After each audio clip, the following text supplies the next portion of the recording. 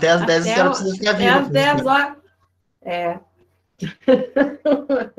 Então, começamos, né, a nossa última aula do semestre. Olha só, chegamos até aqui.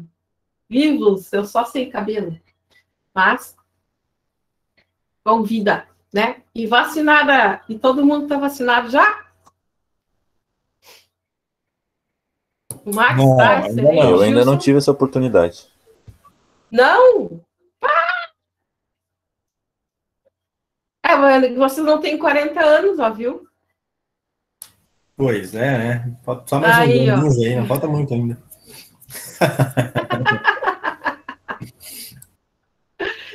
Ai. E como é que tá a posição da Ubra, prof? Em relação à volta? Olha só. A posição mais racional possível. A gente vai voltar remotamente. Precisa esperar o quê? Gente! Não, mentira. Não, ia ser... Não, professora, assim, é bom, mas ao mesmo tempo a aula na Ubra também era... Acredito que... Mas aí... É uma experiência, né? Mas é lucidez. É lucidez. Sim. Sabe por quê? Porque vocês não sabem o que está por vir aí nem a Delta. Eu ia dizer que, né? Delta Plus. E a Delta Plus ainda. Tá? Então, meus queridos e minhas queridas, a solução racional é mantermos aulas remotas. Nós temos estrutura para isso, né? Nós temos meios de comunicação, tecnologias digitais para isso.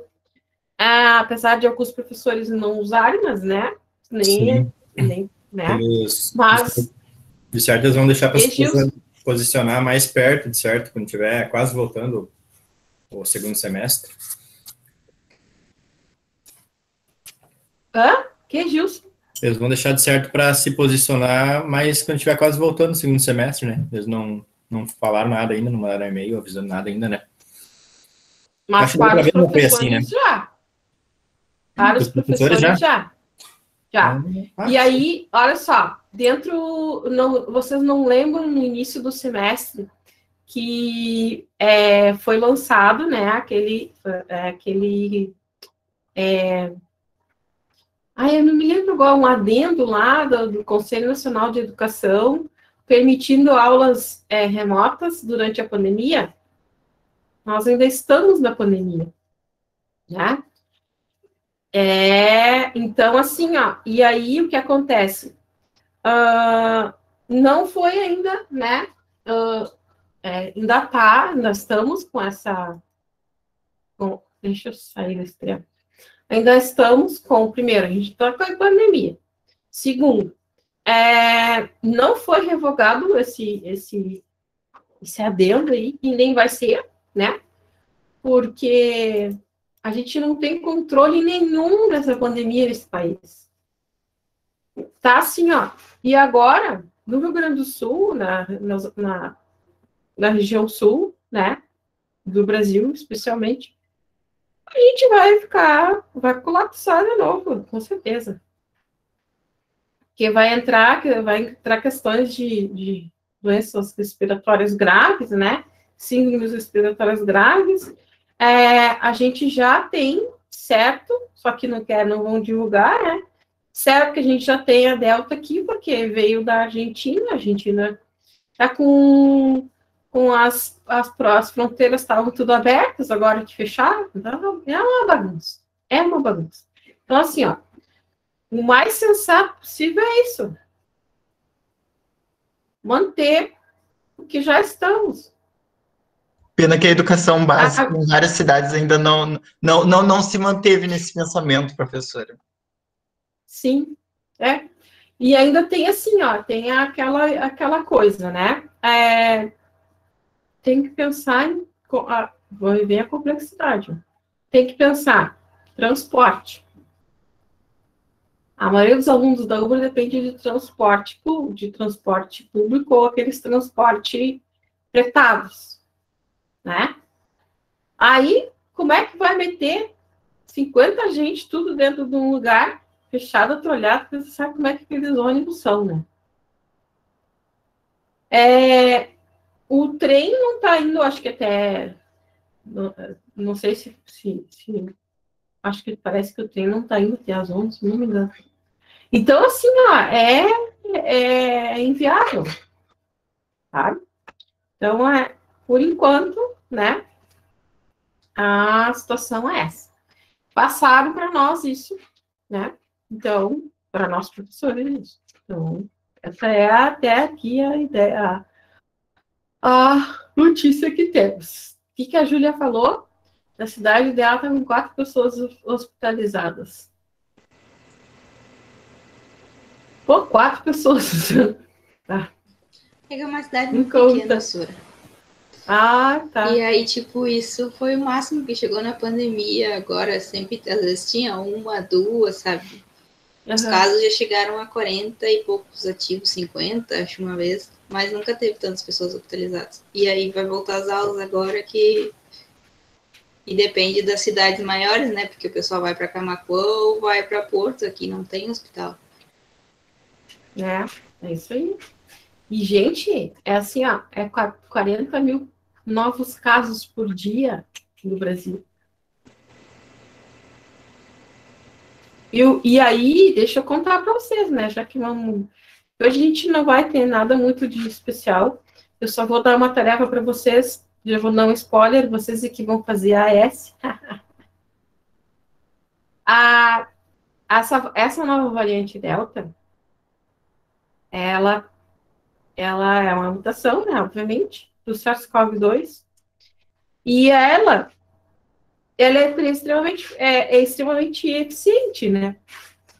Porque você pode ficar com sintomas que são, assim, parecem uma gripezinha. Não, como diz o Bolsonaro, né? Uma gripezinha. Por uns bons dias, assim, uns 10, 15 dias. E aí, você não percebe, mas a sua oxigenação já está lá nos 40, né? E quando vê, você pode ter uma morte súbita. E enquanto isso, você está liberando ela, né? Por aí. E aí, agora a criatura diz que não é para usar máscara, né? É ridículo. Usem máscara. Pelo amor de Deus. Pelo amor de Deus. Então, é essa situação. É essa situação. Situação tenebrosa. Tenebrosa. Ô, prof. Oi, Aline. Sora, essa questão da UBRA, eles definiram, falando somente para vocês, professores, ainda, que a aula é remota até o final do ano ou é remota por enquanto?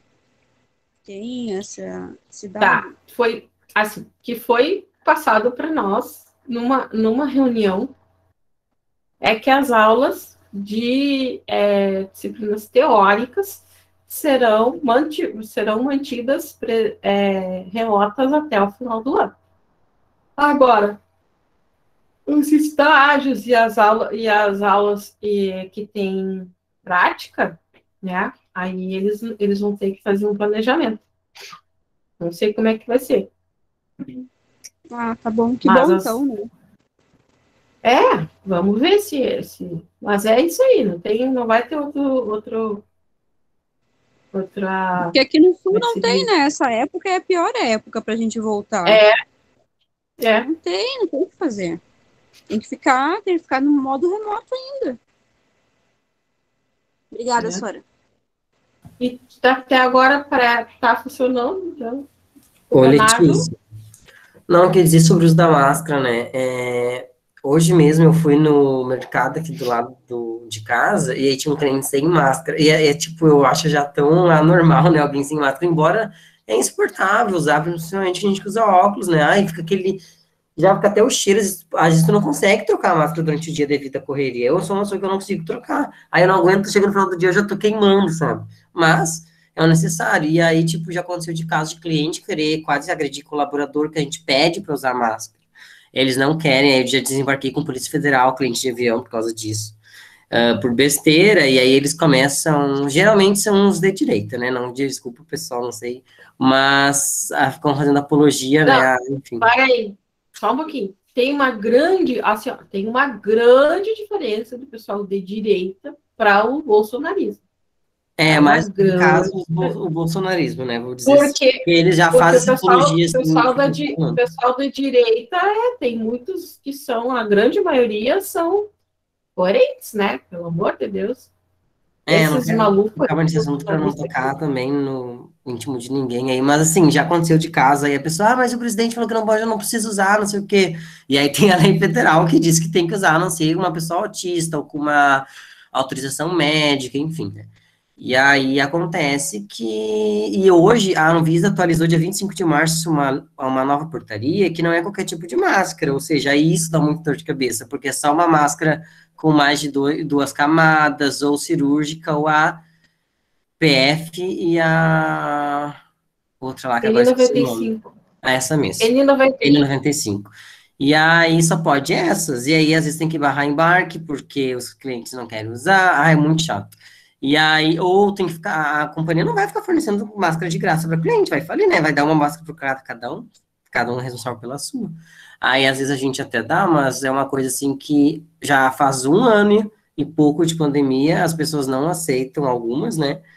E gera uma situação bem constrangedora, assim. Imagina aí na escola, as crianças não vão usar, vão tirar, porque não se acostumam. A escola aqui do lado, eu moro do lado de uma escola, e bem na hora que eu chego do trabalho, é horário de saída, né? E tu vê aquela aglomeração das crianças correndo, se abraçando, e os pais ali. E tipo, se for a escola eles estão aqui do lado Se for a escola que eu tô pensando, já tive relatos, já que a saída dessa escola tá sendo bem polêmica. Tá polêmico, os carros de fecha barato. Eu me mudei na pandemia e para mim, falava, nossa, era pandemia e não tinha movimento. Agora, é movimentaço demais aqui. E aí os carros tudo fecham em confidência ali, esperando os alunos saírem da escola. Mas, Léo, só... Ai, a professora, coitada da professora, parou a aula por causa de falar de máscara e pandemia. Não, mas é só porque o que, por exemplo, nas escolas, eu não sei como é que funciona, se a aviação funciona diferente, mas pelo que ficou, pelo que me passaram para a gente na escola, se a instituição, por exemplo, se a minha escola cobrar o uso de uma determinada máscara, se houver dentro do plano de contingência eles estarem cobrando a máscara, a instituição teria que fornecer. Isso, eu não sei se isso é com a educação, ou se isso elas tiraram da cabeça delas. Que não é da instituição privada, né? É uma lei da Anvisa, é uma portaria, então é federal. Não, pois é, por isso que eu estou dizendo, eu não sei, entendeu? A informação, eu até perguntei para mais de uma pessoa que trabalha na educação, e o que eles me disseram é isso, que se a instituição estiver cobrando que os funcionários, né, não os alunos, os passageiros, enfim, clientes, os alunos, no caso da educação, que a gente, no caso, se a instituição cobrar da gente, nós professores, ela teria que fornecer essa máscara. E como eles não fornecem, eles não poderiam assim, deixa eu só comentar uma com vocês, né? Assim que o presidente Jair Bolsonaro falou lá no Twitter ou naquela live dele que era bobagem usar máscara, que não era para usar máscara, obviamente que ele foi pressionado, né, inclusive por pessoas do governo. Aí ele disse assim, não, eu quis dizer que cada estado e cada prefeito tem autonomia para dizer se é para usar ou não máscara.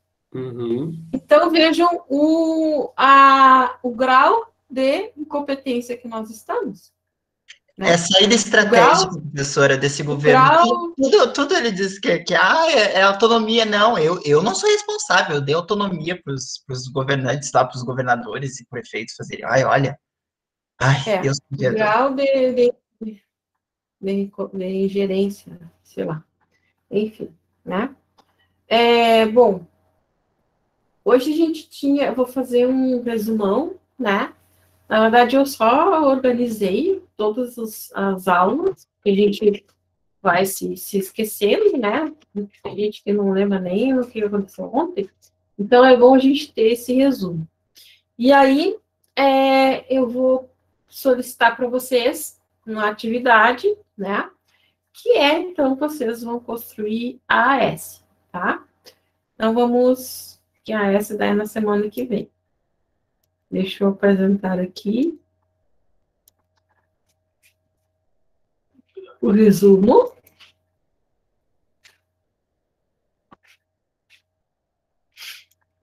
Bom, então, eu fiz por aula, né? E por data, para depois vocês conferirem tudo direitinho lá no aula, tá? Porque aqui a gente tem o nosso APA, né? E aí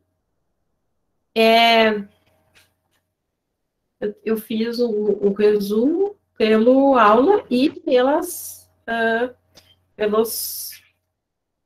os vídeos que eu tenho no YouTube, tá? Das nossas aulas, que são todas gravadas.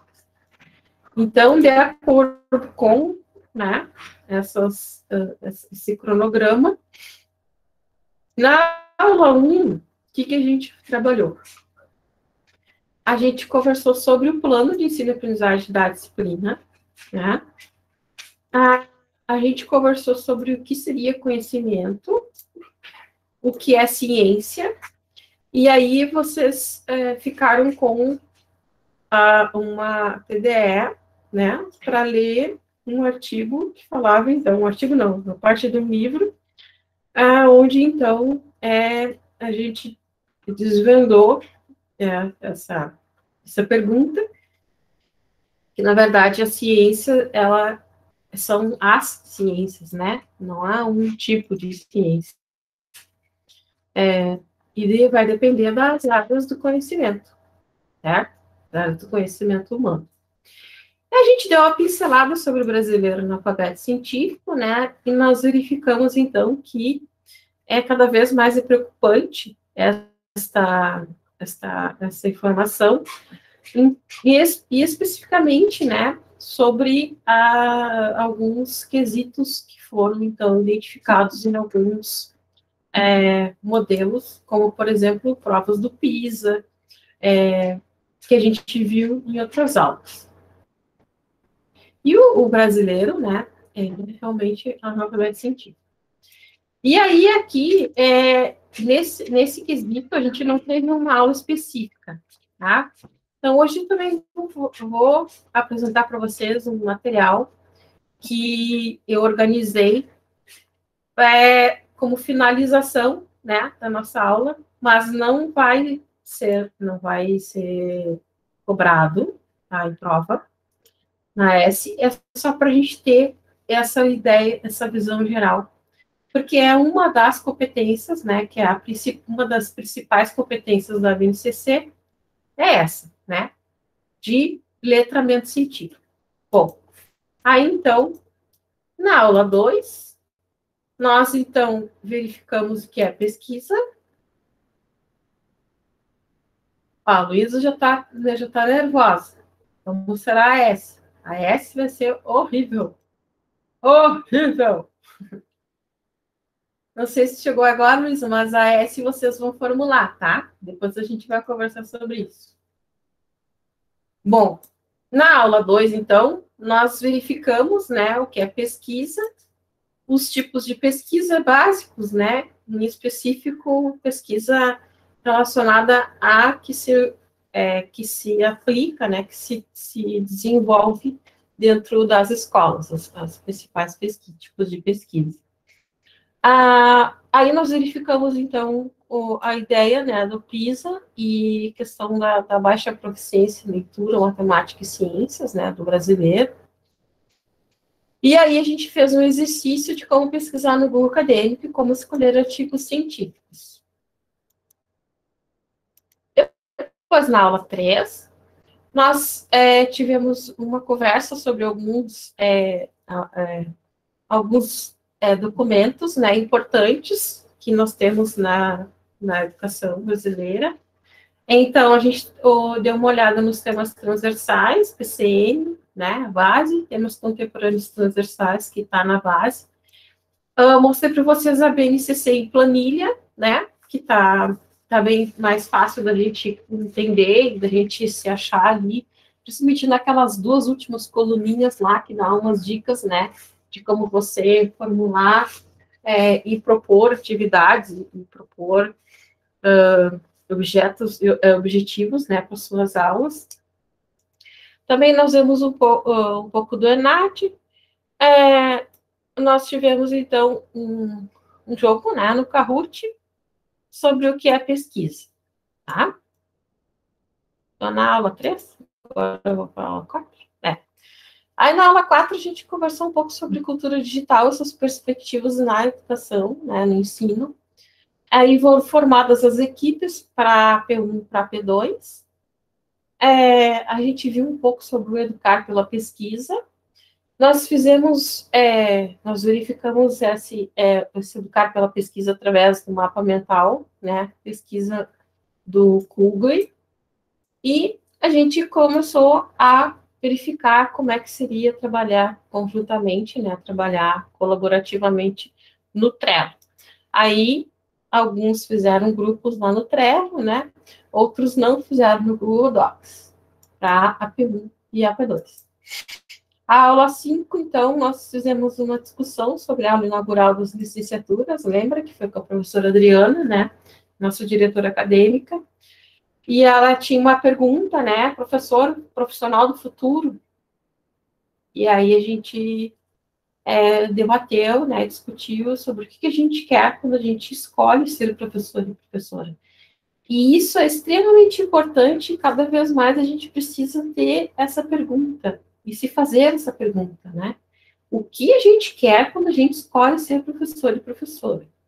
E como que a gente vai atingir, né, esses objetivos e responder essa pergunta, né, de o que a gente quer quando a gente escolhe ser professor e professora.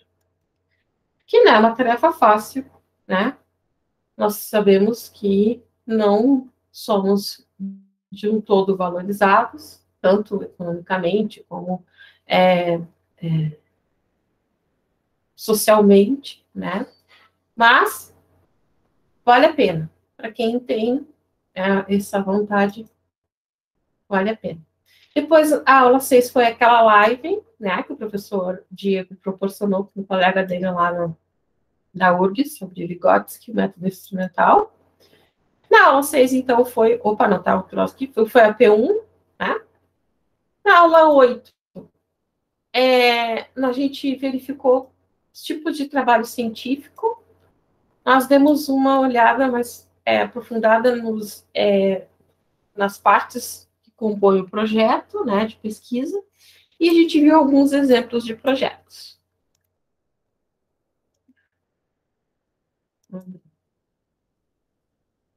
Na aula 9,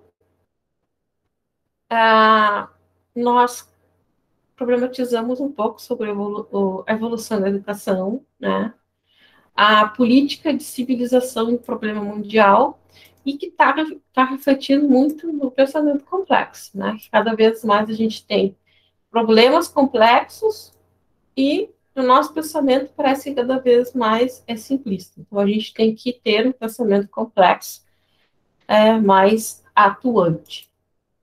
Na aula 10, nós vimos mais um pouco sobre projetos e educação criativa. E a aula 11 e a aula 12, então, foram aulas de orientação para a formulação, né, finalização das propostas, da proposta da AP2. Aí, aula 13, a última etapa de orientação, o desenho metodológico, lembra que foi um quadro do Miro, continha explicações básicas sobre análise qualitativa e quantitativa dos dados. Na aula 14, então, nós conversamos sobre educação e direitos humanos, extremamente importante, né? A aula 15, então, foi o feedback da AP2, e também conversamos sobre transgressão na educação e a mudança, né? Transgredir no sentido de mudar. E a aula 16 foi, então, a apresentação de trabalho científico, onde a gente viu as possibilidades de como fazer, né? Como apresentar os trabalhos em forma de resumo respondido, artigo, pôster, apresentação, como apresentar o trabalho científico, né? Até os guris, acho que foi o Lucas, né, Lucas? E a Kimberly, não, o Lucas e a Kimberly, né, que aproveitaram bastante, isso, que apresentaram, estavam meio perdidão lá, vai conseguir apresentar, né, foi tudo jóia. Sim, não, mas deu bom. Entra, fala, Lucas. Não, na verdade a gente estava mais um pouco apreensivo, né? Mas é aquele esquema, isso é normal. Depois deu bem certinho, assim. Foi bem boa a experiência. É isso aí, né? E, na verdade, é a experiência que faz a excelência, né? É uma frase aquela que todo mundo fala e é verdade, né? Quanto mais a gente pratica, né? Mais a gente vai se apropriando daquilo que a gente vai querendo conhecer. Então, basicamente, né, essa foi a nossa disciplina, tá? Então, como é que vai funcionar a proposta, tá? Eu vou falar agora já da proposta, então, de vocês criarem a AP2, a AS, quer dizer, né? Bom, primeiro, sim, a AS, tá? Como é que vai ser? Vai ser postada, já tinha falado na aula passada, eu acho, que a S vai ser postada aqui no aula, tá? Parece que tem um espacinho da S, se não me engano. Não. Não tem. AP2. Não. Então, eu vou colocar aqui. Vou colocar por aqui, eu acho, no lugar, né? Acho que aqui no sistematização. Agora não me lembro onde é que tem que colocar. Sei que tem um lugar que tem que colocar. Mas aí eu vou fazer aqueles esquema, né? De está aqui, tarara, mando uma fotinho para vocês onde está, tá? E a S, ela é o quê? Ela é uma prova, né? Estilo questionário, que vocês já devem ter feito, né? No semestre. Não fizeram já o semestre passado? A S no aula? Tá sem o fone.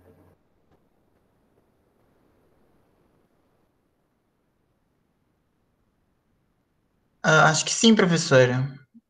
Acho que sim, é porque... Ó, a Roberta disse que fez já. Então, como é que a gente faz? A gente faz questionário, né? Eu não gosto muito de fazer só com um tipo de pergunta, né? Então, por isso que eu trouxe aqui algumas propostas, né? De como que vocês vão criar, né, essas propostas para S, tá? Então, vocês que irão organizar a S. Mas é óbvio, né, que vocês vão fazer as questões. Eu gostaria que vocês se organizassem nos mesmos grupos que vocês já se organizaram para P1 e para P2, para elaborar as questões, tá? Porque, claro, que a S tem que ter 10 questões, mas vocês não vão elaborar 10 questões, né? Então, cada grupo vai elaborar uma questão, tá? Daqueles grupos que você já tem os contatos, né, dos colegas. E aí, ou se for individual também, uma questão, tá? E aí eu vou elencar aquelas que forem mais interessantes, tá? Que estejam dentro do contexto, né, que a gente viu na disciplina. Então, como é que geralmente se organiza, né, os testes? Então, a gente tem, basicamente, dois tipos de questão, né, uma questão discursiva ou subjetiva, ou questão objetiva, né, que é aquela que a gente chama popularmente de marcar. Nas questões discursivas, o aluno tem a livre expressão da consciência e das ideias. Esse tipo de questão permite ao aluno formular a resposta de forma coerente, sem reconhecimento. A ideia foi errada aqui, meu Deus, não tem nada certo, né? Se baseiam no conteúdo a ser aplicado, contido no programa. Apresentam uma situação-problema ou um estudo de caso que o aluno constrói a resposta com originalidade e expressa ideias organizadas de maneira escrita. Então, se você se propuser a fazer a questão discursiva, você tem que levar em conta, né, que a gente está trabalhando com perspectiva de pesquisa e como essa pesquisa pode ser atuada, né, se transformar numa ação dentro da escola. Então, não pode ser uma pergunta simples que vai responder sim ou não, né? Tem que ter uma pergunta que faça com que a pessoa pense, né? E elabore, então, elabore uma resposta, né? Formule uma resposta coerente com aquilo que se foi pesquisado, se foi visto na disciplina. Então, questões cursivas servem para quê? Para que a gente tire da cachola, né, as ideias que foram, então, verificadas e discutidas, né, ao longo das disciplinas. Então, são questões mais complexas, digamos assim. Depois a gente tem algumas propostas, né, algumas ideias de como de como elaborar essas questões discursivas. Então, essas questões discursivas, elas servem, né, são boas para a gente avaliar habilidades como apresentar ou propor explicações e soluções, aplicar o que aprendeu em novas situações, ou seja, essa ideia de aplicar é muito interessante. Por quê? Porque você pode fazer uma proposta, né, em que o aluno, né, o estudante, desenvolva, a partir do que foi discutido nas aulas, desenvolva um mini projeto, né, com propostas que ele acredita que seja viável dentro da sua área de conhecimento. Tá? Então, o que ele vai fazer? Ele vai aplicar o que ele aprendeu, né, numa situação nova. Pode vir também a propor uma elaboração de hipóteses, né, estabelecer relações de causa e efeito, traçar planos ou projetos, fazer comparações, né, comparar tipos de pesquisa, por exemplo, estabelecer relações entre conceitos, fatos, processos, analisar informações, fatos ou fenômenos, apresentar argumentos favoráveis ou contrários sobre algum fato ou procedimento. Será que um tipo de pesquisa descritiva é mais interessante para avaliar a situação de uma determinada escola, uma determinada sala, do que uma pesquisa exploratória? Então, lhe dá um exemplo, né? Porque a questão discursiva, ela tem que ter um cabeçalho, como a gente chama, né? Também descritivo, né? Para que os alunos entendam, compreendam como fazer a discussão, né? Ou discorrer sobre aquilo que está sendo pedido.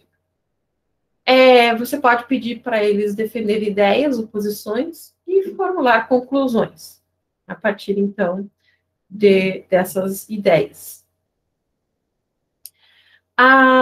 aqui é um cuidado que a gente tem que ter na elaboração de enunciados, isso eu acho muito difícil fazer, né?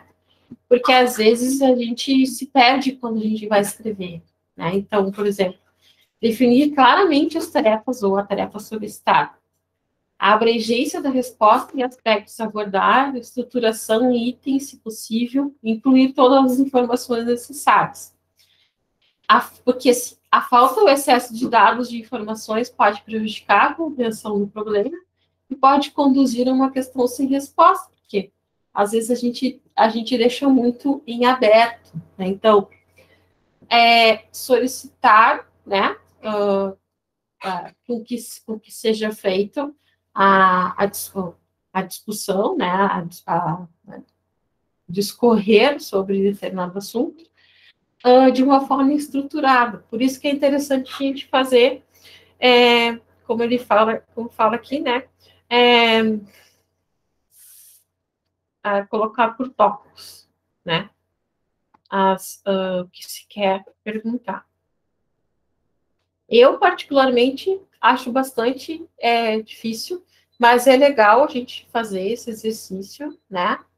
Porque é muito mais fácil a gente fazer elaborar uma questão que seja assim, de simples resposta, do que uma questão que exija que você pense mais, né? Então, e elabore melhor o que foi proposto. Então, acho interessante fazer esse exercício. As questões discursivas, então, também, né?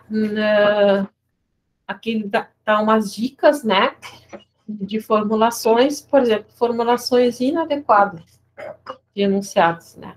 Então, o que, quando, quem, cite, né? Isso não são bons indicativos para formular tipo de questão discursiva, né? Também de exemplo, cite algumas coisas, quais são, responda possível, sim ou não, é possível, você acha que ele deve seguir. Então, a questão discursiva, ela é mais complicada porque ela tem que ser mais elaborada. Não é apenas citar algo, o que você acha, quando que aconteceu, né? Quem fez aquilo. Então, é bem interessante a gente pensar nisso, né? E também, a gente cai muito nesse erro, né? Eu caio muito nesse erro, né? Dê sua opinião sobre. Isso é fatal. Não façam isso. Comente algo. Discorra sobre. É muito vago e impreciso, né? Não vai direcionar aquilo que eu quero exatamente. Que o meu aluno, né, a minha aluna, discorra sobre, né? Descreva sobre. É mais fácil quando o cara justifique sua resposta, então. Ai, que susto, Léo! Quê? É mais fácil pôr, então, né, de acordo com o enunciado, justifique a sua resposta. Uma coisa assim, mais elaborada, né? E isso serve para todo mundo, para gente, né? Eu sou uma que erro direto nisso aqui. Né? E também não utilizando de termos que não delimitam a abrangência da resposta. Né?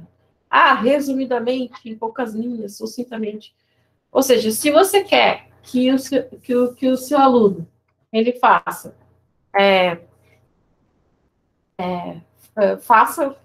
um exercício de exercitar as habilidades de apresentar ou propor explicações e soluções, aplicar o que aprendeu em situações novas, elaborar hipóteses, não pode ser algo simplista, né? E, resumidamente, obviamente que você não vai escrever uma tese, né? Mas, primeiro, deixar bem específico o que se quer, né? E não deixar essas falhas, né? De muitas vezes a gente erra. Gilson? Eu não entendi a parte do grupo ali. O grupo vai fazer uma questão? Como é que é ali? O grupo elabora uma questão imposta, é isso? O grupo elabora uma questão imposta. Ah, tá. Não vou se matar. Professora, Tá. elaborar a questão já para S, ela já vai valer uma pontuação? Não. Não, tá. É só a questão, né? A resposta não, né? Não precisa colocar junto. É só a questão. Tá? Nesse caso, né, de questão discursiva, só a questão. Agora, a gente tem outros tipos de questões que podem ser pensadas, como questão de múltipla escolha, né, que é que a gente está mais acostumado, na verdade. Que é uma questão de resposta única, tem um problema, uma situação-problema, né, em forma de pergunta, que apresenta algumas alternativas de resposta. Essa aqui a gente já está bem acostumado, né, múltipla escolha. Então, você tem um problema aqui a ser resolvido, né? E as respostas estão aqui, né? Em A, B, C ou D. No caso da AS, tá? Quem for fazer questões de múltipla escolha ou de várias alternativas, enfim, estão corretos, tem que ser tem que ter 5 alternativas de resposta. Nas questões de múltipla escolha, é sempre interessante ter uma contextualização, né? Enunciar o problema, ou situação-problema, na forma de pergunta ou afirmação incompleta, e apresentar uma chave de resposta, aquele A, B, C ou D. Recomenda-se esse tipo de item quando se quer avaliar vários tópicos de conteúdo utilizando uma única questão. Aqui, né, a gente tem um outro exemplo, que aí você vai dar mais opções de asserção, né? Então, você tem uma formulação aqui, né, de um problema, e aí você pode trazer algumas alternativas, né? E aí as pessoas têm que responderem se todas estão certas, se apenas uma, se uma ou duas, né? Então, essa aqui é um outro tipo de questão de resposta múltipla. Essa aqui também é uma asserção e razão, na verdade, né? É uma questão, são questões bastante complicadas também, mas complexas, né? Então, apresenta 2 afirmativas ou asserções que podem ou não ser proposições verdadeiras ou corretas, assim como pode ou não estabelecer relações entre si, né? A causa e efeito, proposição justificativa, princípio justificativo, asserção e razão. Esse tipo de questão é indicado para avaliação de habilidades complexas. Eu vou contar para vocês que eu tinha meu primeiro semestre da Ciências Biológicas, tá? Eu tinha uma disciplina que chamava Lógica.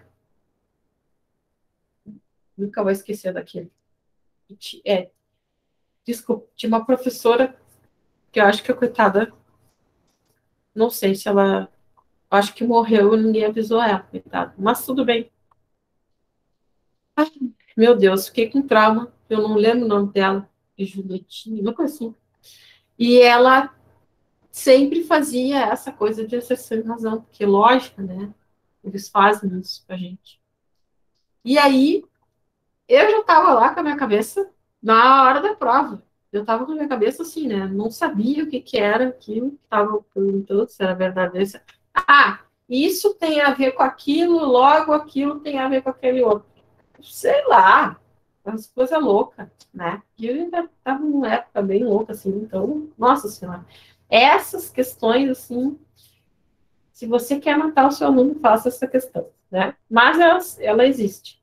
Bom, enfim, eu estava lá fazendo a prova, queimando fosfato, a TP dele, né? Ela me fala assim, ó, o ombro. Laninha? Eu olhei. Quê? Você tem certeza disso aqui? Apontou assim. E eu já não tinha certeza de mais nada, né? Aí o que aconteceu, criatura, né? Rodei, óbvio. Imagina.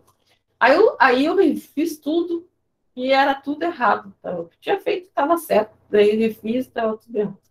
Então, essa aqui, a gente tem que ter muito cuidado com esse tipo de questão, né? Opa, quem tá chegando? O João. Ô, Leonardo.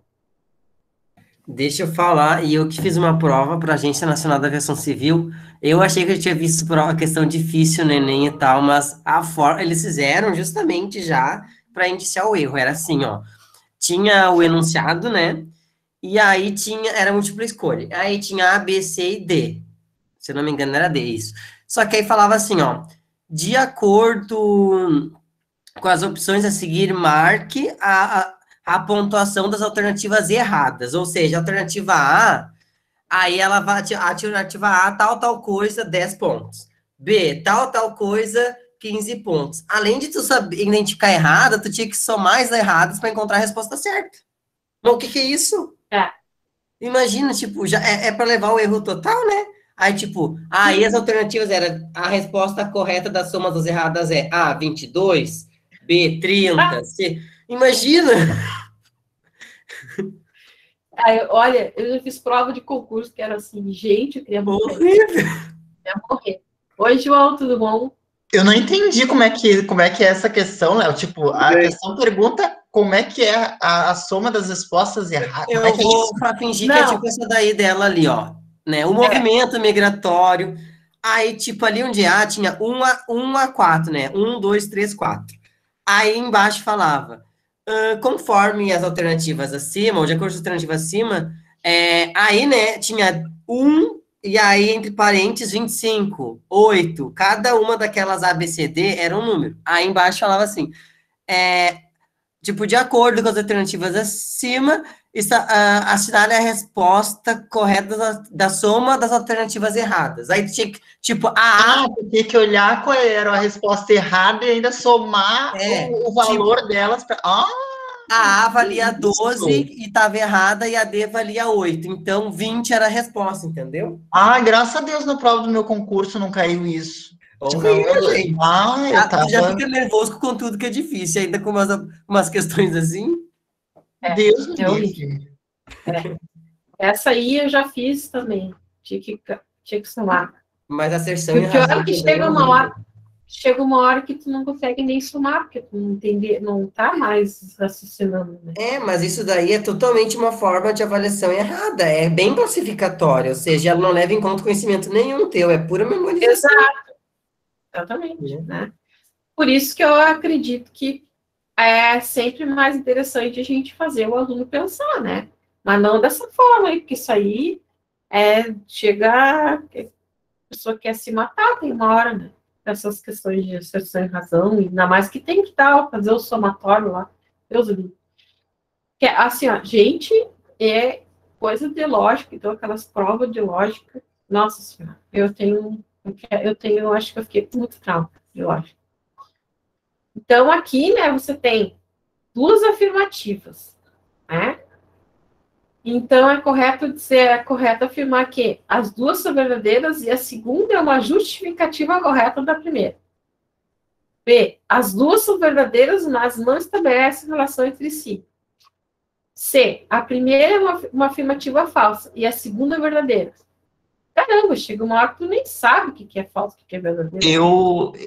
Nós já tivemos, o pessoal ali de letras que fez a cadeira comigo vai lembrar que nós tivemos numa cadeira do curso específico uma prova que basicamente eram essas questões. Eu acho que variava umas 2 ou 3 só de uma prova de 10 questões. Mas o resto era tudo assim. Então... Porque é bem interpretativo também. Às vezes, para ti vai ter relação aquela com a outra, e quando, entendeu? Aí tu sabe que tá errada ou que tá certa, mas aí tu já não sabe se tem relação, porque pode ser que tem, como pode ser. É horrível. Como o caso de uma questão que eu até acho que eu falei na sua aula, professora. Da questão que as assertivas eram corretas, estavam corretas, mas elas não estabeleciam...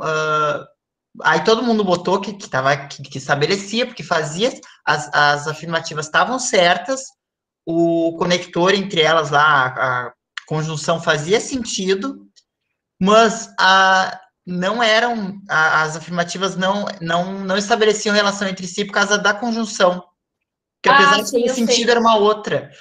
A gente ficou com uma cara de taxa, assim, porque, tipo, gente, fazia sentido as duas, sabe? A conjunção fazia sentido, mas não, era uma outra lá, a gente ficou todo com cara de taxa.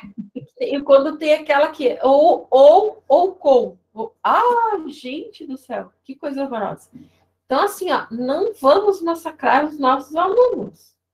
Por isso que eu gosto de dar esse tipo de atividade para vocês formularem questões, para vocês pensarem essas coisas, né? Vocês querem que os alunos de vocês pensem, ou que eles quem fosfato à toa, para que uma coisa que não vai servir muito para nada, né?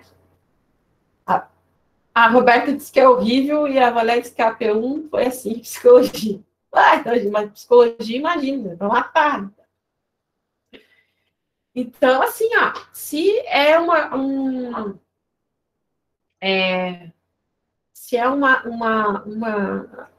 desse tipo de asserção em razão, tem que ter muito cuidado, né? Também. Então, é um tipo de questão bem difícil. Também acho difícil de fazer. Essas questões de lacuna, né? Também é interessante para teste, assim, né? Que apresenta uma sentença com partes suprimidas para serem completadas com palavras ou expressões constantes das alternativas. Então, faz aquele texto, deixa uma lacuna, né? Para a pessoa escrever o que completa ali. E essas aqui, né? Questões de interpretação, eu acho muito interessante. Que são questões que a gente vê muito, né? Eu estou dando uma pesquisada no PISA, no ENAD, enfim, no Enem, né? E a maioria delas são essas questões de interpretação. Que são questões construídas com base em texto, gráfico, tabela, gravura, fotografia e outros materiais, né? Que examinando faz com que a gente tenha interpretações, né? Ou faça inferências, gerações, conclusões e críticas sobre aquilo que está sendo analisado, né? Então, esse tipo de questão é o mais interessante, assim. E dá para a gente fazer questão assim, né? De múltipla escolha. É só você colocar a figura, né? Pode colocar um meme, de repente. Pode colocar um texto, né? Um gráfico, uma tabela, enfim. E aí fazer uma questão de interpretação de múltipla escolha, né? Eu acho que é bem interessante. Essas questões de associação também é interessante, né? Quando você tem que fazer correspondência, né? Uma coluna com a outra, por exemplo, né? Ou combinar uma frase com a outra para completar uma ideia, né? Isso é interessante também. Porque apresenta elementos com alguma relação entre si, né? Que pode ser associado. E isso faz com que o nosso cérebro exercite, né? Também a função de associação, né? E é muito mais interessante ao meu ver, minha perspectiva. Aqui, por exemplo, né, tem esse tipo de questão de associação. Então, você tem, né, duas colunas em que você vai escolher e relacionar, né, uma com a outra. E aí, depois você vai ter uma sequência correta dessa associação, né. Só que aqui você faz a associação, né? Você não tem que ficar viajando lá na maionese se aquilo está certo, se uma coisa está a ver com a outra, né? Aqui não, você está vendo a associação, né? E daí você aplica a lógica aqui, né? Também, não precisa ser aquela asserção em razão horrorosa lá. Então, são 10 questões, né? Da S, Mas aí cada um de vocês, né, se for fazer, se for fazer em grupo, né, ou se for fazer individual, cada um vai. Ah, eu não botei aqui. Tem que botar, né? Para depois eu postar lá no áudio. Vou parar aqui de apresentar. Então, Leonardo, tu levantou a mão de novo ou já estava levantado? Opa, já estava. Tá. Então, para quem está chegando agora, né, de paraquedas, a gente estava conversando sobre algumas propostas de questões, né? Mas óbvio que foi só uma conversa, né? Mas a ideia é de fazer uma construção coletiva da AS. Então, a sugestão que eu dou, né, é de vocês se organizarem com aqueles grupos que vocês já fizeram, AP1 ou AP2, ou se quiser fazer individual, também não tem problema. Cada grupo ou cada um, né, ou cada uma, vai elaborar uma questão, tá? Mas aí, por isso que eu estava conversando ali. Não é uma questãozinha simples, né, de sim ou não. É porque a gente já conversou sobre várias coisas, né, na disciplina. Então, Gilson? Se for o grupo ali, as 4 pessoas têm que fazer uma cada um, ou é o grupo inteiro uma? Não, o grupo inteiro uma. Ah, tá. Tá bom. Max? Professora, a senhora vai dar algum um feedback antes da questão ser postada lá? Tipo assim, ó, pessoal, vocês fizeram a questão, mas a questão não está bem elaborada. De repente, vocês quiseram ir por esse lado. Ou vocês confundiram algum termo, alguma coisa assim. Tá. Esse feedback eu vou dar, porque isso vai ser uma TDE. Tá. Então, o feedback eu vou dar como TDE, mas aí eu não vou poder dar spoiler, porque essa questão vai cair, essa questão não vai cair. Não. Mas aí. Não, eu digo assim, de pelo menos a senhora devolver no sentido de, essa questão ficou bem formulada, ou não ficou tão bem assim, o conceito que vocês explicaram não é, e o que vocês estão cobrando é uma coisa, né, enfim, não está convergindo. Nesse sentido, exato. Assim. Tá. Não, assim, isso é uma pergunta boa, por quê? Porque eu vou fazer a TDE, agora eu já vou organizar, né, depois ali, no aula, como uma sala de interação, que daí todo mundo vai ver as perguntas de todo mundo, né? E aí, então, o feedback vai ser ali na sala de interação. Tá? Gilson? Obrigado, professora. Aí fica na decisão do grupo se vai ser objetiva ou se vai ser uma dissertativa. Isso. Tipo. Tá bom. Então. Se vocês forem fazer em grupo, né? Acho que o grupo de vocês trabalhou bem, né? Sim. Durante a P1 e a P2, acho que não tiveram tanto problema. Acho que vai ser interessante, tá? E aí, esse exercício é bom para a gente já ir percebendo, né? Mesmo quem já está em sala de aula, quem não está, em como que a gente vai elaborando, né? Como que a gente pensa em elaborar as questões, né? Porque é uma coisa bastante difícil, né? Eu sou assim, às vezes eu fico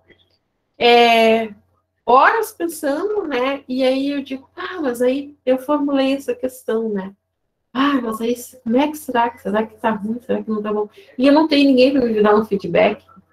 E aí, então, agora a gente vai fazer essa construção coletiva da ESC, que eu já fiz isso e vocês vão gostar, tenho certeza, porque, como o Max falou, esse feedback é bastante importante, né?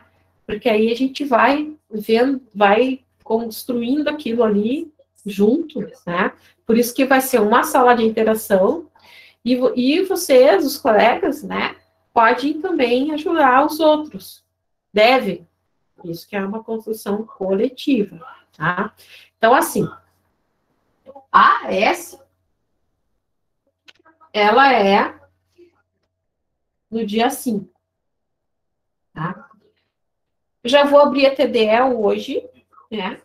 E aí, porque eu já quero fazer deixar a S aberta para vocês. Deixa eu ver aqui. Dia 5. Onde é que estou? Ah, não. Aqui é o último. Já quero abrir a S para vocês no sábado. Tá ruim? Não entendi, professora. A senhora vai abrir a TDE no sábado ou até sábado? No sábado. Ah, sim. Aí vocês nesse têm próximo? sábado, domingo e segunda. É? Tá, então esse TDE a gente teria que fazer até quando? A TDE, aí a TDE tem que ser. A gente tá hoje, né? No dia 28 até o dia 30. A TDE é a formulação da pergunta? A TDE é isso, a formulação da pergunta, tá? Que vai ser colaborativa ou individual. Só que daí todo mundo vai ver todas as perguntas. Mas se for individual, não fica muita pergunta, a prova vai ficar enorme. Não, amor, a prova são 10 questões. Eu vou escolher, né? Não vou fazer todo mundo. Quer dizer, todo mundo faz em grupo, pelo amor de Deus. A prof vai escolher as melhores, né? Né? Vou escolher as que são mais interessantes para a disciplina. Pessoal, Leonardo, claro, vou fazer 20 questões lá na TDE, daí eu vou me matar.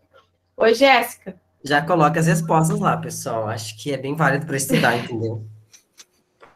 Oi, eu tenho uma dúvida, na verdade, é para fazer as questões relacionadas a qualquer tema que foi postado ali no aula, qualquer assunto ali, ou tem alguns específicos?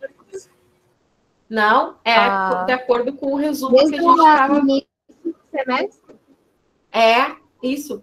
Não sei se tu estava no início da aula que eu mostrei o resumo, né? Eu fiz aqui um resumão do que a gente viu. Eu entrei ainda há pouco.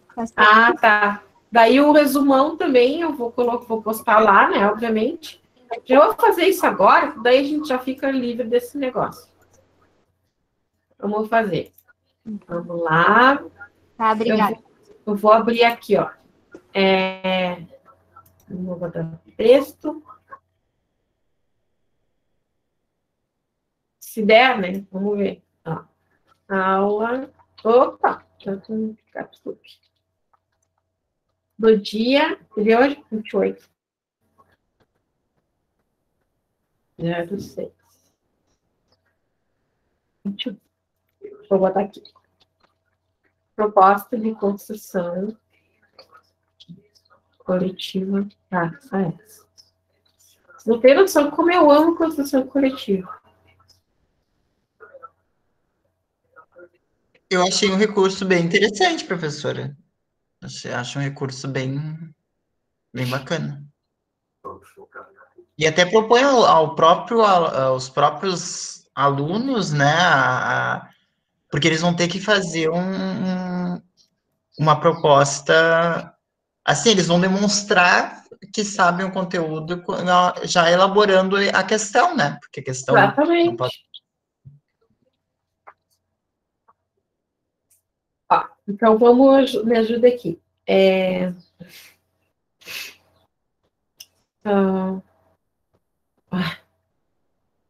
Construção coletiva da S. Tem que colocar alguma coisa aqui, senão ele não deixa eu seguir adiante.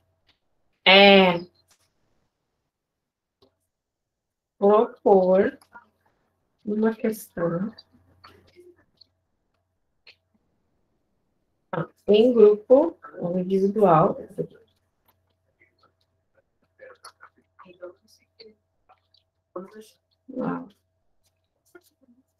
Propor uma questão que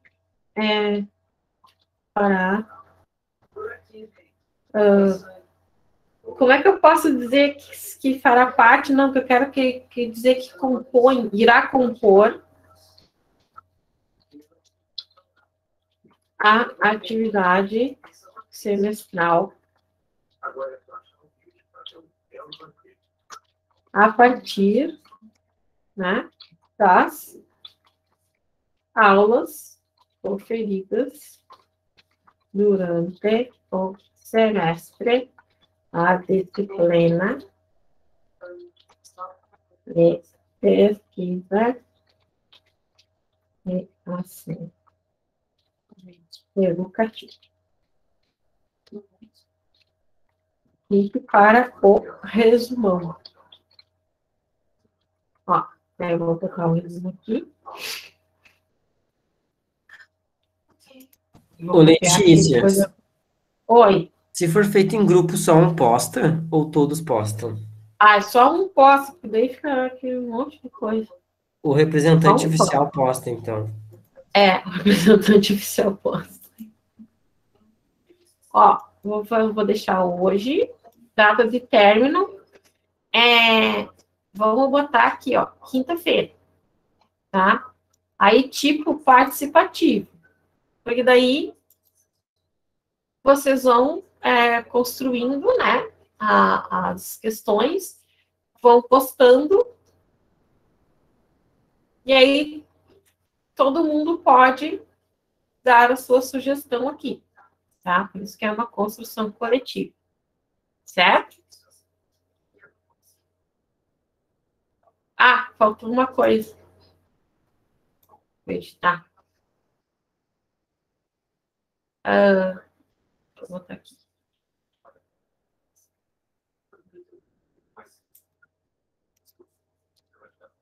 Serão escolhidas, né, 10 questões para a composição da área. São 10 questões. Opa, questões.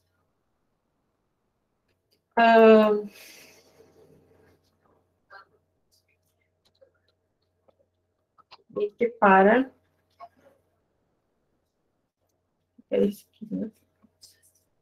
apresentação tipo de questão.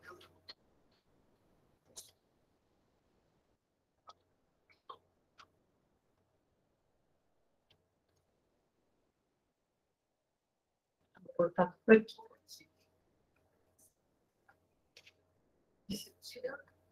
Compartilhar.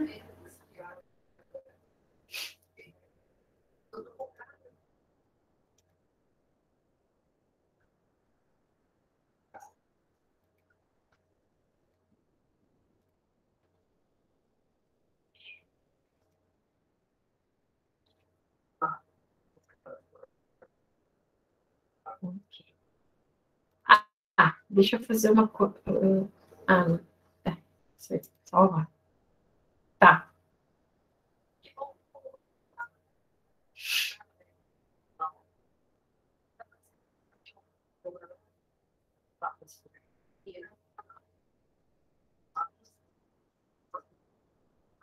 Pronto. Aqui, ó.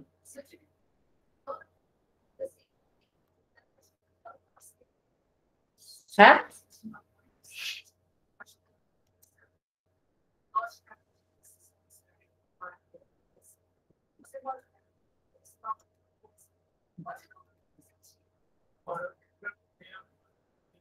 Todo mundo entendido? Mesmo que chegou agora.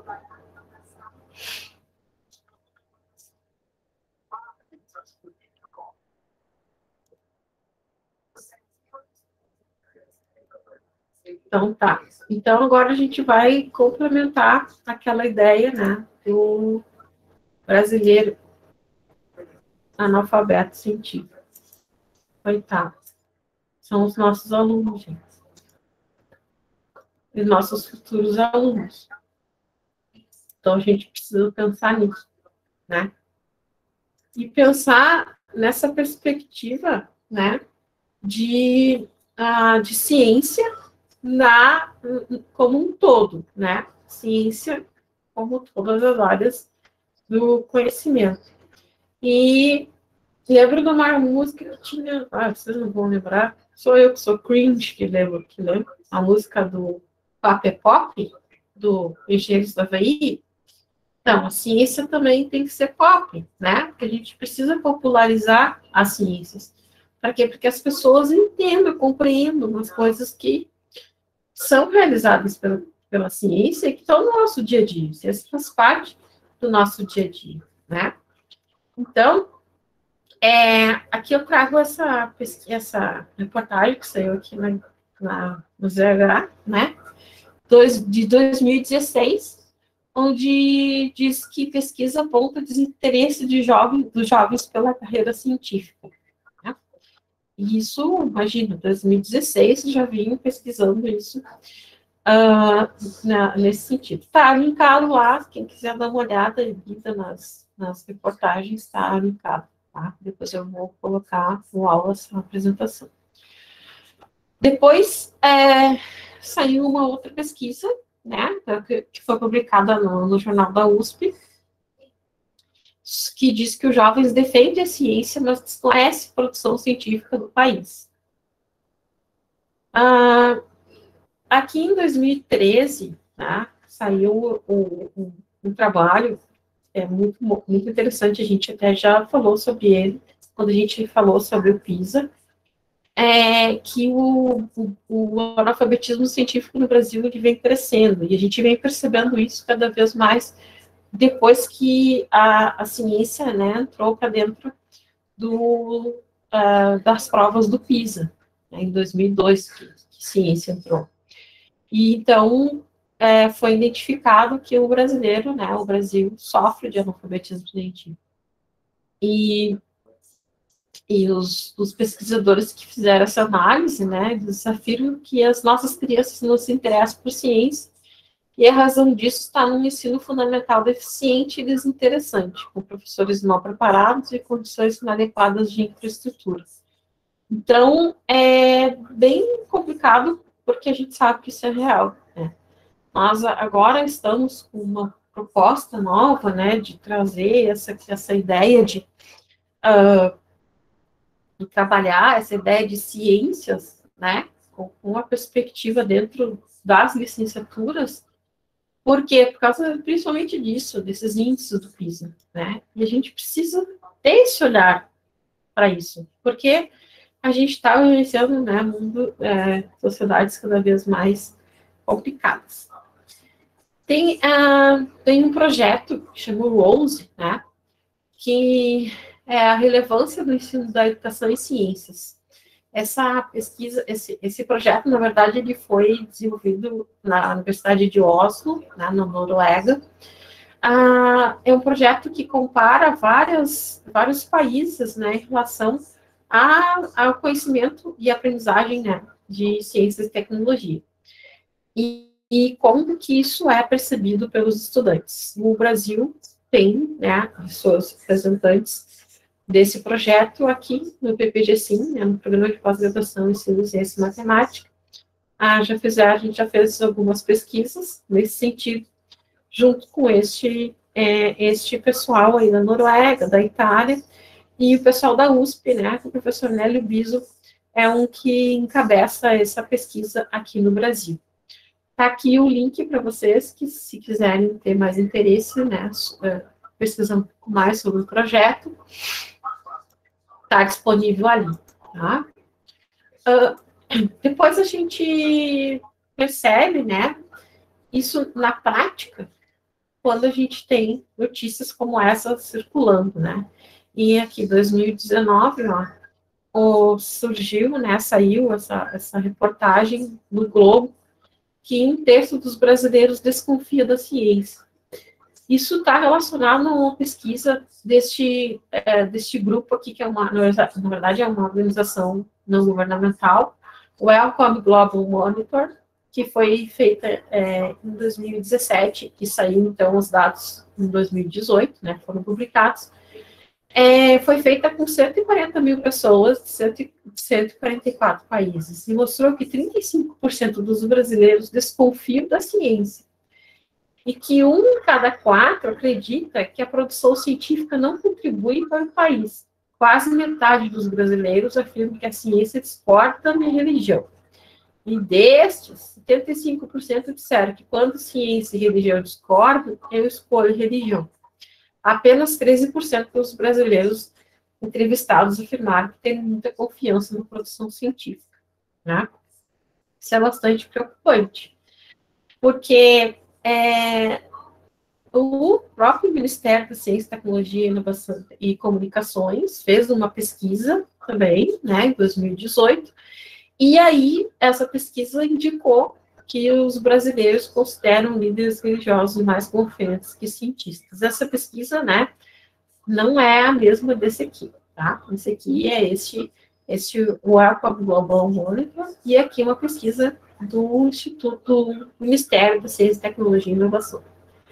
Então, isso é bastante preocupante, porque aí a gente tem essas desinformações, né, e essas deturpações, como, por exemplo, o terraplanismo, antivacinas e tal, que são movimentos bastante, assim, eu diria interessante, porque a gente não sabe qual é a real, a raiz disso, né? Pode ser algo que está sendo instituído por pessoas bobas, né? Mas pode ser algo maior, né? Pode ser algo que venha a fazer com que cada vez mais a gente seja analfabeto científico mesmo, né? Isso pode ser provocado, né? Isso pode ser algo realmente inventado, né? Que pode estar funcionando. E aí eu trago aqui uma pesquisa, né, tá linkado aqui o artigo, para quem quiser ler, do professor, né, que foi orientador da Ana Maria, professor Nélio Biso. O professor Nélio Biso é conhecido nas suas pesquisas em relação à evolução, né, ensino de ciências. E ele, então, dentro desse projeto Rose, né, ele tá fazendo pesquisas também nesse sentido para verificar a percepção dos jovens, né, brasileiros sobre as aulas de ciências. Então, ele vem trazendo, né, uma resposta que não é tão interessante assim, né. Ele falou que a amostra brasileira, que aqui teve, então, envolvido 2.365 estudantes de 84 escolas, né? E os dados relatam que o jovem brasileiro considera a ciência escolar interessante, apesar de não ter preferência pela ciência em relação a outras disciplinas. Percebeu também que há uma atitude geral positiva em relação às ciências, tanto no que se refere à sua importância como à sua utilidade. Apesar disso, tanto meninas quanto meninos têm pouco interesse em ingressar na carreira científica. A lacuna existente entre o interesse pela ciência escolar e o interesse pela carreira nos impõe a necessidade de aprofundar estudos sobre o tema, né? Este outro trabalho aqui, que foi, na verdade, é um trabalho de conclusão de curso, né, o PCC, que fala está relacionado com o analfabetismo científico dentro da escola também. Esse trabalho foi desenvolvido na Universidade Federal do Paraná. Tá aqui o link para quem quiser entrar lá e olhar, né? Mas eu tirei esse print aqui, porque eu achei muito interessante esse gráfico, que ele indica assim, ele pergunta, né, você daria mais credibilidade a um trabalho científico divulgado em? Aí, 19% em sites de notícias, também 19% em TV, né, 14,9% artigos científicos, quase 24% em canais do YouTube e 15%, quase 16% posts do Facebook. Então, no quesito credibilidade, foram apontados, então, canais do YouTube e TV como os meios mais confiáveis para a divulgação de um artigo científico. Né? Sites de notícia ficaram com a terceira colocação, com 19%. Então, vejam que aqui, se você pegar canais do YouTube, quais canais do YouTube, né? Então, isso é interessante a gente dar uma uma investigada também. Aqui está uma pesquisa que foi desenvolvida no PPG-Sim, no Programa de Pós-Graduação em Ciência e Matemática, aqui da UBRA, é da Cristine Santos Silva. Ela fez essa pesquisa em parceria com o pessoal lá do Rose, né, o pessoal do professor Hélio Biso. O título da pesquisa dela é uma tese, né, de doutorado, Os Jovens, a Ciência e os Desafios Ambientais, Opiniões, Interesses e Atitudes dos Estudantes do Ensino Médio no município de Canoas. Então, aqui está bem uma realidade, né, um pontual ali no município de Canoas. E isso ela fez em escolas públicas e em escolas particulares. Então, tem um espectro bem grande aí, né? E aqui a gente tem um funil das citações que nós encontramos, né, sobre a compreensão crítica do mundo na perspectiva socioambiental. A gente tem, então, os saberes pessoais, saberes acadêmicos, culturais e sociais dos alunos, aliados aos conteúdos curriculares e as situações problemáticas no âmbito, né, de ciência, tecnologia, sociedade e ambiente. Será que isso, que deveria ser colocado como proposta, né, de criticidade, né, para trazer a criticidade dos estudantes, né, acerca das ciências, tecnologia, sociedade e ambiente, será que isso está realmente sendo colocado, né, e relacionado? E aí, ela traz uma figura muito interessante, né, lembra que a gente já comentou isso, sobre que nós vamos dar aula, né, daqui para frente, para essa geração alfa aqui. Essa geração alfa, ó, ela compõe, isso aqui é uma fonte, tá, que a Cristine fez, levantamento com base nos dados do IBGE de 2018. Então, a gente tem composição de faixas etárias, né, das gerações no Brasil. 14% é a geração alfa, tá? A geração Z, que é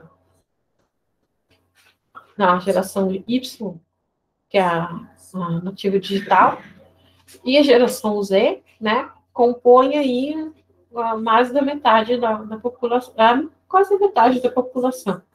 A geração X, que é a minha, né, 19,5%, os baby boomers, 14,5%, e os veteranos, né, os coitados agora que já foram evadidos deste Brasil, né, com mais de 500 mil mortes nesse país, da Covid, isso aqui provavelmente daqui a uns 2 anos não vai ter mais esses veteranos, coitados. Mas, enfim, essa parcela aqui mais jovem, né, é que está nas escolas, né, ou dando aula, ou sendo alfabetizados. E aí, ela trouxe um dado bem interessante também, né, que quais são as áreas científicas de interesse dos alunos, né, e ela dividiu aqui por sexo. Mas é só para a gente ver que isso aqui é a média, tá? Ela fez uma escala Likert, né, de 1 a 5, e aí eles tinham que escolher quais eram, né, essas áreas de interesse. A área que mais sobressaiu foi ciência popular, crenças e mistérios, né? Depois foi ciências da saúde e ciências astronômicas, aqui está quase no par, né? Mas é um interesse baixo, né? Perto do que poderia ser 5, né, ou 4. Então, tá bastante baixo. E aí, ela fez também uma pergunta, né, do interesse pela carreira científica, né? E aí teve uma resposta muito interessante, porque eles não querem ser cientista, mas eles querem ter um emprego que lide com tecnologias avançadas. Então, como é que você quer ter um emprego que lide com tecnologias avançadas se você não quer ser um cientista? Isso é bem contraditório, né? Então, significa que realmente não se está muito bem definido e bem delineado o que é a ciência, né? Ou as ciências. E por isso que, então, nós temos essa afirmação do analfabetismo científico dentro da escola. Ela trouxe algumas perspectivas, né? Mas uma delas que ficou evidente com essa pesquisa da percepção dos jovens sobre a ciência e tecnologia, que há uma reduzida confiança, não é, que os jovens atribuem à ciência e à imagem dos cientistas, sendo esses, segundo alguns autores, né, esses caras aqui que foram os pioneiros nessa pesquisa, né, lá da Noruega, um reflexo do desinteresse desse grupo etário pelos assuntos científicos. Aqui, neste caso da CRIAS, né, observou-se que os jovens da escola particular apresentaram uma percepção mais positiva sobre ciência e tecnologia do que os jovens da escola pública, sendo possível que se admita, neste caso, a influência favorável de um ensino de ciências de melhor qualidade, talvez, na escola particular do que na pública. Ela também conclui, né, que cabe considerar o papel social que o ensino de ciências possui, uma vez que ciência e tecnologia estão por toda parte, né, e que os impactos, então, da degradação ambiental, ocasionado por práticas insustentáveis e consumistas, não se restringe às indústrias e fábricas, né, consideradas pelos jovens como grandes vilãs. Mas, enfim, né, fica evidente que a escola pública é deficitária em relação à escola particular, do ponto de vista da qualidade e da profundidade da abordagem científica, e os jovens da escola pública são menos interessados em aprender ciências, são mais apáticos em relação aos desafios ambientais, possuem menos experiências científicas extracurriculares, menos hábitos não formais de aprendizagem científicas, e são menos informados sobre questões que envolvam a sustentabilidade, que era uma das características da pesquisa dela. E aí é muito interessante ler esse artigo, essa crônica, né, da Raquel, aqui no Medium, que ela vem indicando que o analfabetismo científico pode ser uma estratégia de controle do Brasil, né, controle, né, para manter o status quo disso tudo que está aí, que a gente conhece. Opa. E aí, mais um artigo que foi publicado no artigo não científico, né, mas é um artigo foi publicado na Diplomatique, né, que é um jornal, das fake news a Paulo Freire, né. Não é por acaso que um dos alvos da extrema-direita, e aí, viu, Leonardo, extrema-direita, seja Paulo Freire. A educação popular, desenvolvida pelo autor e educador, pode ser uma via diante desse dilema entre uma esquerda intelectualmente fechada, que é uma esquerda da extrema esquerda, e uma direita baseada no simplismo e na mentira. Até porque é difícil essas pessoas que falam, né, que trazem fake news sobre Paulo Freire, nunca leram Paulo Freire, não conhecem Paulo Freire. Então, isso sim pode ser um projeto, né? Pode ser alguma coisa relacionada a controle. E aí, por isso que é interessante dessas duas competências gerais, né, da BNCC, o pensamento científico, crítico e criativo, que é a competência 2, e a competência 4, né, de comunicação. O pensamento científico, crítico e criativo, né, exerce, né, a curiosidade intelectual e utiliza as ciências com criticidade e criatividade. E o processo, a competência 4 de comunicação é para que se tenha, né, uma melhor forma de se expressar e partilhar informações, experiências, ideias, sentimentos, produzir sentido que leve ao entendimento mútuo. E aí é muito interessante porque muitas vezes a gente, quando fala de ciência, pensamento científico, né, nós pensamos sempre no cientista como aquela pessoa maluca, ou aquela pessoa que está dentro de um laboratório, fala difícil, a gente não entende o que ela fala. Então, aliar essas duas competências é bem interessante, porque você traz uma linguagem, uma forma de comunicação diferente para as ciências, né? Então, trabalhar isso, essas propostas, né, de aliar a comunicação, né, com utilizar de linguagens diferentes, mídias diferentes, transformar aquilo que é um conhecimento muito abstrato, né, que é conhecimento científico, em algo que todo mundo entenda, vai talvez, né, surgir efeito contra esse analfabeto científico. E aqui a gente entra num conceito que está cada vez mais aparecendo em pesquisas, né, que é o conceito do Homo digitalis, que é amplamente difundido na Europa Ocidental, especialmente na Alemanha. E esse Homo digitalis, né, é um cidadão que é urbano, hipercrítico, né, furioso, ansioso, individualista, narcisista, prefere viver sozinhos, né, ou sozinhos, tem interesses fragmentados, consome informação de meios fragmentados, é o anti-intelectual, né, acredita no pensamento mágico, e sente saudade das grandes histórias que davam sentido à vida. Então, aquele que diz, quando na época que era bom, né, alguma coisa assim. E esse Homo digitalis, né, é o que a gente vê hoje na nossa sociedade, né? É esse anti-intelectual que acha que Paulo Freire é doutrinador, que professor é doutrinador, né? Então, é isso que a gente não quer. A gente não quer uma sociedade que tenha um Homo digitalis, né? E aí tem essas pesquisas que são bem interessantes, né? Eu não sei se eu já mostrei para vocês esse trabalho, alguma Homo digitalis, importantes questões de pesquisa para a psicologia e as neurociências no alvorecer da internet, das coisas, sociedade digital. Já mostrei esse trabalho para vocês?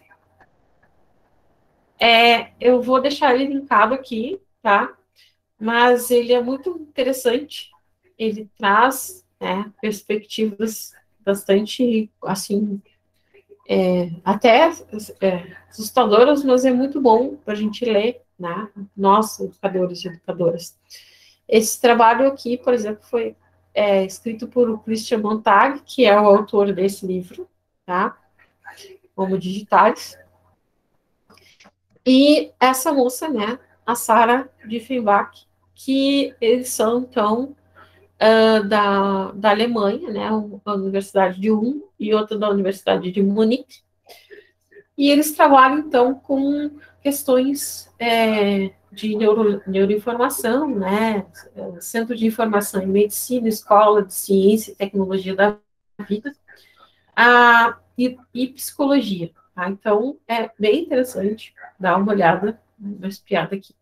Mas eu tirei algumas ideias, né, que eu achei interessante da gente verificar.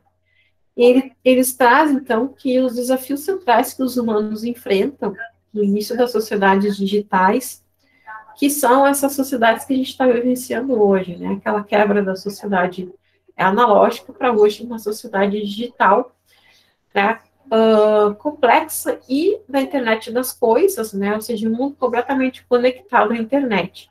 Entre os muitos desafios a serem enfrentados nas sociedades digitais está um estilo de vida cada vez mais fragmentado, que leva à perda de produtividade. A natureza humana muda devido às constantes interações com realidades virtuais, e eles vêm indicando isso que sim, né? Que nós estamos nos transformando cada vez mais nesse tal Homo digitalis, né? E isso é muito preocupante, porque a gente cada vez mais tem o pensamento fragmentado e simplista, né? E vem corroborando, então, né, com esse trabalho aqui da Maria Kutaeva, que é uma russa, né, que ela fala, então, Homo digitalis, cultura digital e educação digital, explorações da antropologia filosófica e da filosofia da educação. E ela vem dizendo, assim, que a cultura digital, como uma nova etapa do desenvolvimento da cultura de massa, né, ela é herdada da sociedade industrial. Então, a gente, obviamente, que com os avanços tecnológicos, as sociedades mudam, né? Isso muda a cultura. Então, hoje a gente tem essa cultura digital aliada, então, às tecnologias, né, digitais. Descreve essas características espacial e temporal da cultura digital, né, esse artigo que ela escreveu, as suas formas de comunicação se explicam em sua singularidade, onde predomina a comunicação fática, né, de alguns fatos, e existem riscos da alienação digital. E aí ela culmina, né, o seu artigo falando sobre as patologias da cultura digital, especialmente a demência digital. Pode ser observadas nas práticas da educação digital, especialmente o blended learning. Se for racionalmente organizada e administrada adequadamente, os recursos disponíveis podem minimizar essas patologias. Acho que a gente já conversou sobre isso. O blended learning, né, que é o ensino híbrido. E a gente lembra que nós conversamos sobre, tá sendo colocado de uma forma errada, né, o blended learning. E isso é extremamente preocupante, porque os pesquisadores vêm indicando que isso é o uso, né, errado, digamos assim, ou o uso não correto dessas tecnologias educacionais pode vir a ser prejudicial, né? Ela está falando, e ela não só ela, mas esses pesquisadores que trabalham com essa perspectiva de ondas digitais, cultura digital e educação digital, estão dizendo que pode vir a acontecer patologias, né? Como uma demência digital. E isso é muito, muito preocupante, né? E aí a gente vem, né? Eu gosto muito desse quadrinho aqui, que o camaleão, que é o rei dos camuflados, né? Consegue se esconder e não aparecer. E provavelmente isso está relacionado com a adaptação, né, dele. Ele fala assim para o dinossauro, né? Não é o mais forte que sobrevive, nem o mais inteligente, mas o que melhor se adapta às mudanças. Aí o dinossauro é fake news. Aí daqui a pouco vem o meteoro lá e pá! Mata os dinossauros, né? E é assim que a gente vive hoje, né? As pessoas não entendem, não querem entender, e aí tudo é fake news. E esse aqui é o meu inferno. Não sei se vai ser o de vocês, mas certamente é o meu inferno. Aqui estou eu, porque eu já devo ter emagrecido horrores, vou lá para o inferno. E aí eu chego no inferno e o diabo vai me dizer assim: bem-vindo ao inferno dos cientistas, professora. Este é o Tony. Ele leu algo na internet sobre sua área de conhecimento e agora ele vai passar a eternidade dando aulas para você sobre o assunto. Isso é um inferno. Por quê? Mesmo que você fale, argumente e diga isso é comprovado cientificamente, isso não é comprovado cientificamente. Ah, mas eu li, né, num site da internet, ou eu vi no YouTube um fulaninho de tal falando isso. Ou eu recebi uma mensagem do WhatsApp falando isso. E a senhora que estudou a sua vida inteira está errada. Tá? E aí a gente vem com uma coisa que incomoda, muito incomoda, né? Que é a comunicação política hoje, por exemplo. Diante da pandemia, a incerteza e desconexão entre países, cada um está fazendo o que quer. Levam cada governo a medidas de comunicação do seu modo, sem coordenação entre eles. Isso nos mostra posições e estilos de comunicação diversos, né? Desde o negacionismo do México, Brasil, Austrália, Grã-Bretanha, no começo, né? Porque agora eles não estão seguindo a risca lá. Até as posturas mais extremas, como a da Argentina, por exemplo, que no início fez aquele lockdown e agora está com a Delta lá, né? A falta de certezas, a falta de dados científicos que endossem uma ou outra postura, a crise econômica que a Covid-19 provoca, tem feito que os governos avancem e retrocedam em suas medidas sanitárias. Né? Isso se configura, então, uma comunicação política sem coerência e sem conexão. E aí surgem, né, da margem para as tais das fake news, né? Ah, mas essa vacina aí foi rápida, foi muito rápido o desenvolvimento dela, mas, gente, olha o que nós já conhecemos e temos de tecnologias avançadas dentro da pesquisa de microbiologia, né, e virologia. A gente tem sequenciamento genético aí em 24 horas, né? Aqui no Brasil, sequenciaram o SARS-CoV que estava aqui, né, em poucas horas, porque a gente tem tecnologia para isso, né? Então, nós temos tecnologia para fazer vacinas no tempo mais rápido do que nós tínhamos lá na primeira pandemia, né? Que não tinha não sabia nem o que era vírus. Então, de lá para cá, as tecnologias científicas se evoluíram muito, né?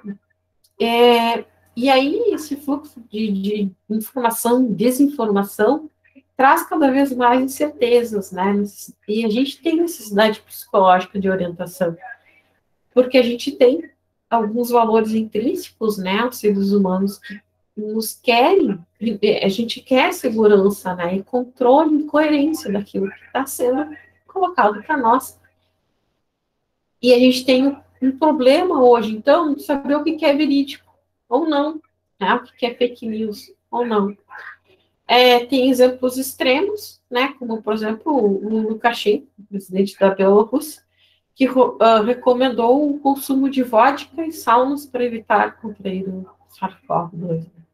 Já o cara lá, maluco das Filipinas, né, ele disse que, falou para todo o povo, né, dizendo que o exército ia atirar para matar qualquer um que burlasse as regras de confinamento. Então, são umas loucuras, assim, que está acontecendo, né, e a gente nem coloquei aqui o nosso caso, né? Só que aí a gente tem por isso que eu trouxe aquela ideia de aliar, né, a competência 4 de comunicação com a divulgação científica. Por quê? Porque a comunicação é mais forte que a ação. E quando a gente está dando uma aula, a gente está comunicando também, né? E numa crise, a comunicação dá sentido àquilo que está acontecendo. E isso é mais evidente nos tempos de incerteza e fake news. E aí, você pode dizer assim, mas cansa, né? Cansa, né? Mas a gente tem que seguir à frente. E aí, algumas coisas que a gente pode verificar disso tudo, né? Quando a gente vai comunicar algo, seja ele da área que for, né? Primeiro a gente tem que ter exatidão e simplicidade naquilo que a gente vai conversar, que a gente vai transmitir. Cada vez mais, né? Não que eu vou falar coisas simplistas, é diferente de simplicidade, né? O simplismo eu vou resolver essa situação aqui, que é complexa. Não, vai lá e toma cloroquina. Não é isso. É explicar por que eu não posso tomar a cloroquina, porque a cloroquina não foi suficientemente testada como eficiente em casos graves de Covid. Então, eu tenho que falar de forma simples, mas não simplista. E com exatidão. E aí eu pego e embaso cientificamente, com artigos, pesquisas. Colocar essa informação no contexto, né? Contexto que eu quero. Ver e observar e trazer e argumentar comentários das autoridades no assunto, né? sempre tentar contemplar todos os ângulos do problema e buscar empatia, né? Eu brinco aqui, que menos com o Osmar Terra, pelo amor de Deus, né? Socorro. Mas mesmo que eu tenha que falar do Osmar Terra, eu vou dizer, olha, esse cara, o que ele é, né? O que ele traz? Mas olha o outro lado, né? Então, trazer e botar na balança. Quem é que é autoridade no assunto, né? Quem é que pesquisa, quem é que publica, quem é que sabe, quem é que está sempre lá, né? E vai nos informar melhor. E a velocidade com que as coisas acontecem, né? Mas essa velocidade, ela tem que estar no caminho certo, né? Então, qual o sentido de correr se a gente vai para o caminho errado? Então, muitas vezes é melhor a gente parar e dizer, não, ó, isso não é assim, né? Vamos conversar e tentar achar, né, um caminho melhor, né, da melhor forma possível. E aí eu trago nessa essa dupla aí que eu gosto muito.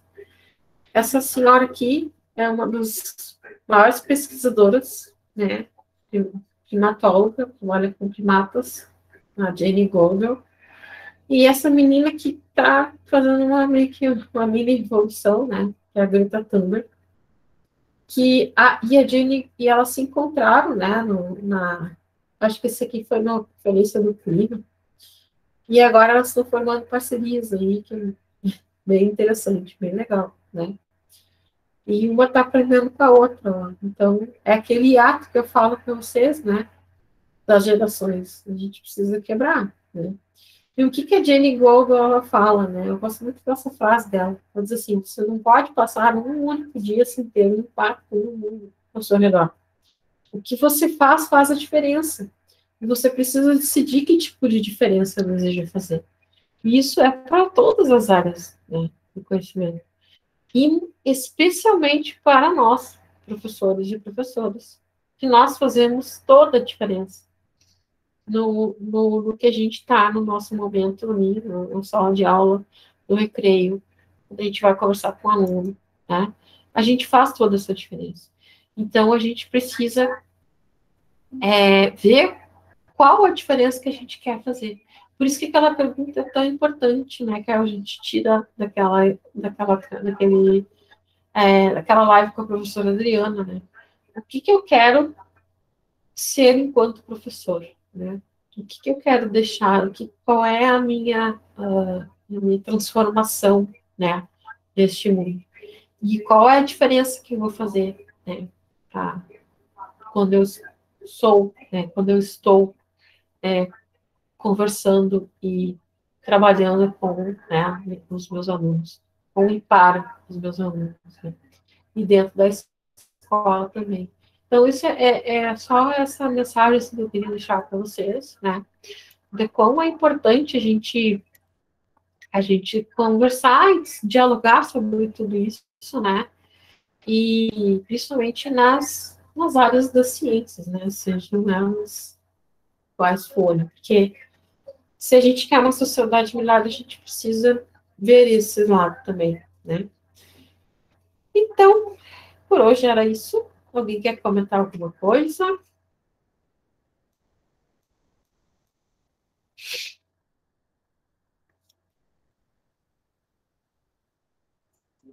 Não?